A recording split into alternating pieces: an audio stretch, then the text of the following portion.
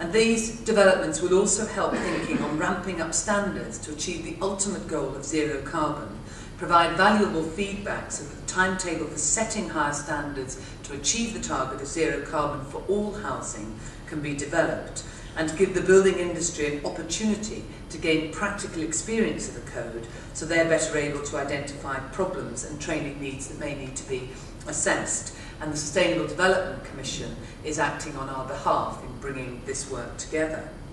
Now, I and other Welsh ministers have always taken the view that new housing standards should be the same in public and the private sectors, and that this can only be achieved through legislation. Policy is therefore currently being developed based on the devolution of building regulations, which will provide that level playing field aimed at achieving the aspiration for all new homes in the public and private sectors to be zero carbon. And as key stakeholders in the planning process in Wales, you will be aware of the important contribution that planning can play in tackling climate change. The Assembly Government is committed to ensuring that climate change is a fundamental part of the planning policy framework in Wales, and we're preparing policy amendments, guidance, research and training to implement this commitment. And you know, for example, we've already been consulting on micro-generation. Now, the planning process can play an integral part in reducing the greenhouse gas emissions that cause climate change and ensure that places are resilient to the current and future effects of climate change.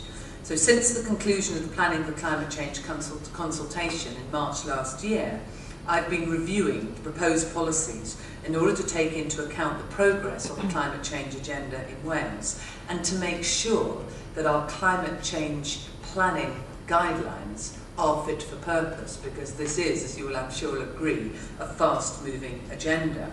And the review of these policies has resulted in the need to consult further on final climate change amendments to Planning Policy Wales. And I'll be announcing tomorrow at the Royal Town Planning Institute's first Wales Planning Conference the details of further consultation on our Planning for Climate Change proposals. And these further amendments, along with the previous climate change amendments, will be finalised and brought together in a consolidated version of Planning Policy Wales. Now, we recognise that the delivery of sustainable and zero carbon developments in Wales requires a greater understanding of the opportunities at the local authority level. So we will be carrying out research to look at the barriers faced by local planning authorities in Wales to delivering zero carbon developments, the findings of which will help us provide effective guidance and training to local authorities. And I meet the Cabinet members responsible for planning for local authorities regularly. We will be funding a series of training seminars on planning for climate change to take forward the findings of our research into the local authority barriers to zero carbon developments. And then we will be looking to prepare our technical advice note, our TAN, to support the final Planning for Climate Change policy amendments in respect of reducing greenhouse gas emissions from the built environment. And this will commence after the publication of the final policy position. And finally, I would like to just take this opportunity to draw your attention to the progress that has been made so far in the context of the Welsh Housing Quality Standards Initiative. Now, the programme of investment offers clear opportunities to improve energy efficiency and the use of renewable energy sources, both of which could have a significant impact on fuel poverty. But going back to the beginning of my contribution, the Essex report specifically asks us to look at aligning the Welsh Housing Quality Standard with where we're going on climate change initiatives. And when we respond to the Essex report, you will see our response on that front. We are absolutely committed to working with our partners to turn this aspiration into a reality.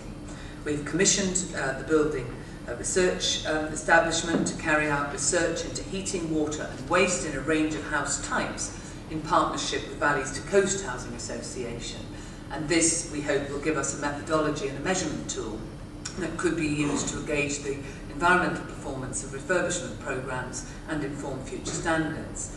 As part of another initiative, the Heads of the Valleys programme has provided nearly £1 million worth of funding to RCT Homes and Bron Avon Community Housing, the two largest stock transfer organisations to date, to pilot the introduction of renewable energy systems in their housing stock as part of the process of delivering the Welsh Housing Quality Standard.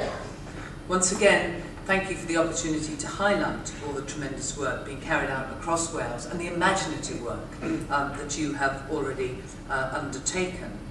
But as ever, with government ministers, I challenge you and ourselves to do yet more for the benefit of your tenants and the people of Wales on the lowest incomes in this important agenda. Thank you very much.